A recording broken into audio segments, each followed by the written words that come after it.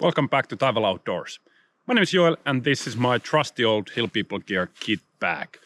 I made a video about this and my loadout about 4.5 years ago, so I figured it's about time to make an update video and show exactly what's inside of the kit bag these days, because I do still carry this whenever I go outdoors, whether it's just for day hikes or a full week in the wilderness. I always have this on me, regardless of the season or the destination. So let me just flip the camera down, put the kit back on the ground, and let's go through items one by one. Thanks for joining.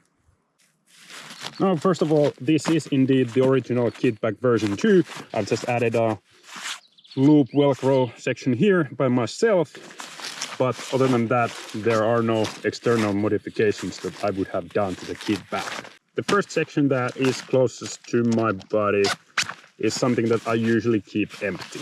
Now, I know that this is going to bug some of you, my American friends, and I also know that most of the views to this video, as far as for the previous ones, they do come from United States, and you have there the right and privilege to carry a sidearm or whatnot in there, but in the rest of the world, at least in most places, that is not an option. For me, this section is more for items which I might have on me when I'm traveling to the destination where I start the hike and start the trip.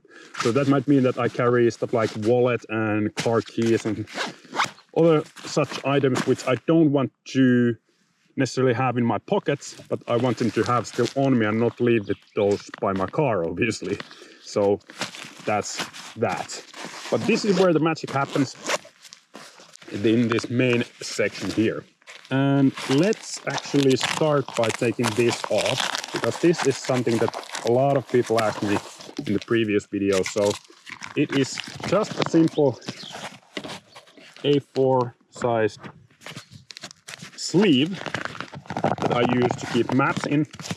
And for me, this is really the best feature of the kit bag, to have this map sleeve on my chest. So when I open this up like so, I can take a quick look at the map, use navigation tools like compass at the same time, and then fold it right back.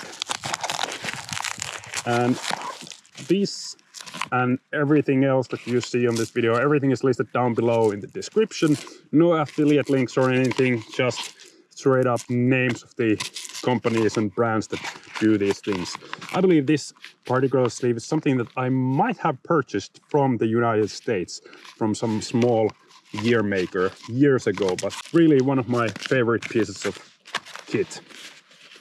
And that has been attached simply by 2 strips of Velcro one wrap, and then I've just locked the other side of the Velcro one wrap with these kind of blanks so that it doesn't rub against the kit bag's lid. So really simple stuff. Same thing here, I've just plugged part of the hook Velcro off so it doesn't rub against anything. Orange panel here, made by Prometheus Design Works. Still carrying fire rod, still carrying a leather strop. Both are essential items to have. My Leatherman Signal, just using the pocket clip to thread it through here.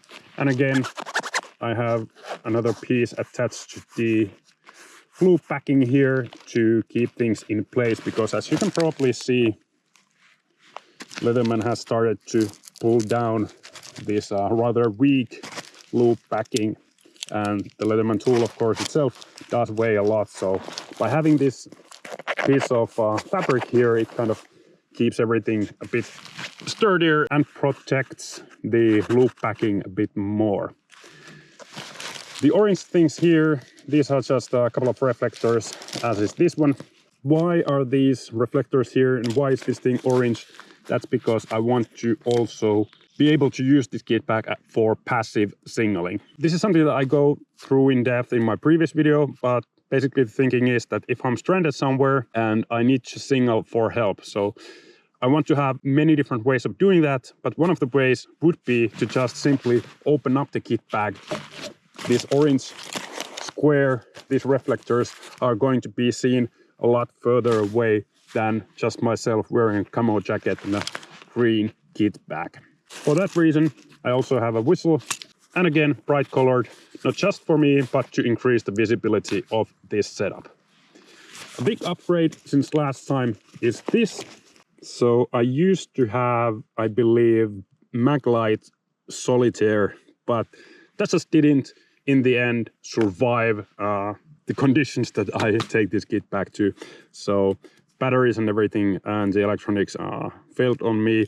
So this is Nitecore TIKI Glow in the Dark.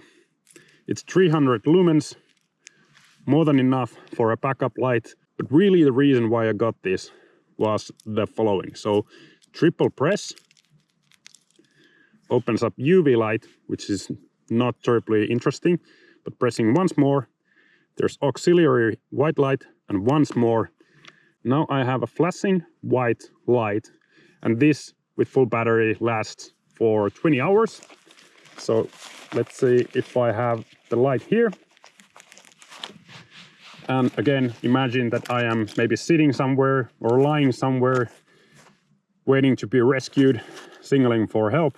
I can just leave this on here and have a bright light flashing constantly, even if I am sleeping or passed out or whatever. So another way of doing kind of active or passive signaling, however you want to think about it. Passive in the sense that I don't have to do anything once I've set up the flashing signal. And because it is glow in the dark, it means that the whole tube here glows once it has been exposed to any light, including its own. So that's a nice little bonus feature. On the lid, as previously, my Suunto MC-2.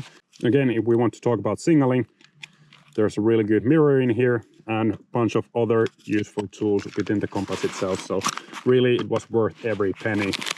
Some hand warmers, always good to have those. And then the lid, there's a couple of updates as well. But this is something that has not been updated because it just works. Modestone paper and a Rite in Rain pen, space blanket, water purification tablets, 2.5 liter clear bag, backup fire starters and waterproof matches, and as well as a piece of fat wood. So in a very short summary, I have navigation tools, signaling tools, I have ways of purifying water, I have several different ways of making fire and keeping myself warm. And of course, there's tons of different things that can be done with the Leatherman itself. In fact, Leatherman Signal has another fire steel inside of it. So there's 3 different methods of making fire, plus then of course these hand warmers to keep me warm. And down here, this is also an upgrade, but almost a downgrade really. I used to have a Tasmanian Tiger tourniquet pouch here, and I bought this unused US military surplus tourniquet pouch from Varustelleka. Unfortunately, it is so incredibly tight that, as you can see, there's a bit of a empty space here at the bottom because I just couldn't fit the tourniquet properly inside all the way in. It's too small. So maybe that's why they were selling it for relatively cheaply, because could have been like a manufacturing defect or something, that the size is just a bit too snug.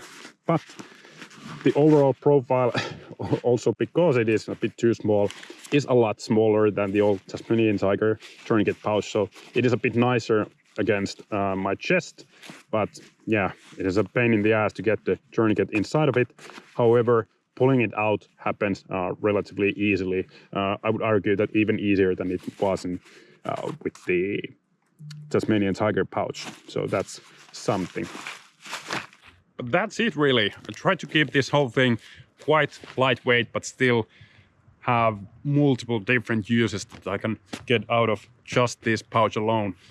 And one thing that I did not show is that I usually always carry my titanium spoon inside here, but right now it's back there at my camp, so not very professional of me for making this video like so. And also, once it gets warmer, I'll carry things like bug spray or sunscreen, stuff like that in here as well. So there's a bit of seasonality involved, but really the thinking is to keep this as lightweight as possible. And if you haven't seen the previous video, I highly recommend that you do. I go into a lot more in depth into thinking behind the spheres or lines of gear and whatnot, and why you should carry certain type of backup gear and redundancy on you, regardless of the trip, regardless of how easy or how hard you think your outing will be. But that's it. You've been watching Taival Outdoors. My name is Joel. This is Rokka the Malamute. And I will see you all in the next one. Bye.